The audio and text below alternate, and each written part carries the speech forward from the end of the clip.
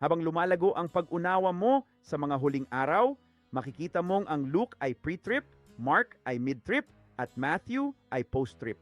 Ang mga huling araw ay may bahaging above na kumakatawan sa 50 araw na susundan ng 7 taon ng mga tatak at 7 taon ng mga trumpeta. Malinaw na ito ang diskurso ni Lucas, kasunod ang kay Marcos at huli ang kay Mateo.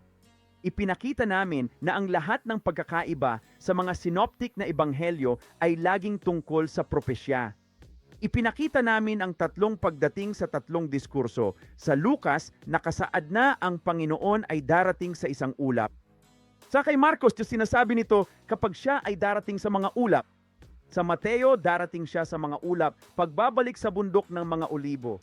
Gaya ng mga araw ni Noe, ang diskurso ni Mateo ay tumutukoy sa huling taon, ang ika-14, pagbalik ng Panginoon sa bundok ng mga olibo. Sa Mateo 24:3, tinanong nila si Jesus tungkol sa tanda ng kanyang pagdating at katapusan ng mundo. Ang detalyeng ito ay nasa diskurso lang ni Mateo. Siyempre naman, ang salitang pagdating ay 4 na beses lang ginamit sa mga ebanghelyo at lahat ay nasa Mateo 24. Ginamit ito roon dahil tumutukoy ito sa literal na pagbabalik ng Panginoon sa bundok ng mga olibo. Pagkatapos, ano ang sinabi nila? At ng katapusan ng mundo?